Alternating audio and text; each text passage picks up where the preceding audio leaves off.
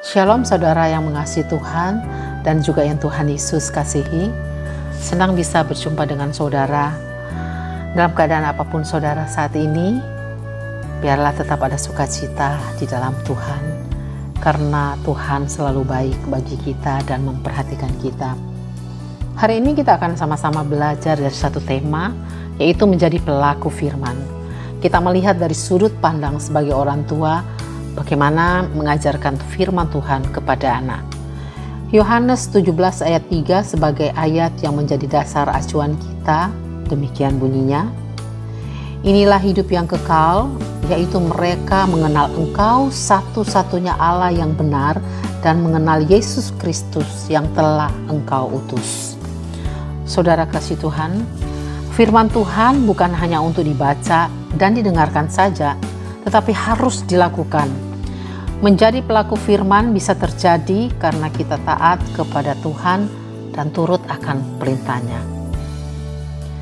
Pemberitaan tentang kasih dan kuasa Allah memang harus disampaikan kepada semua orang dan dimulai dari dalam keluarga kita masing-masing dengan sasaran utama adalah anak-anak kita sendiri. Ini adalah tugas dan tanggung jawab rohani yang utama dari orang tua, yaitu menanamkan pengetahuan tentang firman Tuhan sejak mereka masih usia dini. Memahami firman Tuhan dengan benar akan membekali anak-anak kita untuk hidup benar dan berkarakter sebagai seorang Kristen sejati. Teladan Kristus harus menjadi contoh dalam kehidupan keluarga Kristen dalam menuntun dan mengajar anak-anak untuk melakukan firman-Nya. Konteks kehidupan berjemaat harus dipraktekkan dalam kehidupan keluarga sebagai miniatur gereja untuk membiasakan anak-anak bersekutu dengan Tuhan dan melakukan firman Tuhan dengan benar dalam pantauan orang tua. Untuk mengajar dan membimbing anak-anak memang butuh kesabaran ya saudara. Kita bisa tegas, tapi tidak emosi. Harus lembut dan penuh dengan sukacita agar mereka merasa nyaman dan mudah untuk mengerti apa yang diajarkan tanpa mereka merasa tertekan. Secara spiritual ini adalah cara yang logis, rasional, dan positif.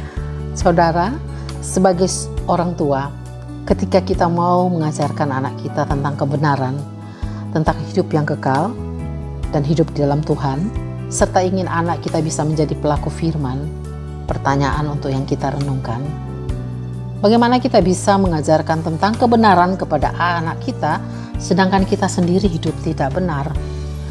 Bagaimana kita mau menegur dan menasehati, mengharuskan mereka baca firman Tuhan, mereka berdoa, ibadah di gereja, sedangkan kita sendiri tidak melakukannya?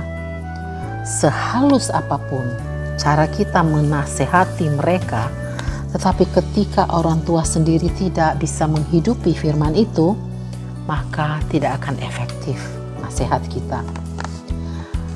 Anak-anak selain butuh proses, juga butuh contoh yang benar dari orang terdekat yang memahami firman Tuhan untuk memudahkan mereka untuk bertumbuh kembang di dalam iman.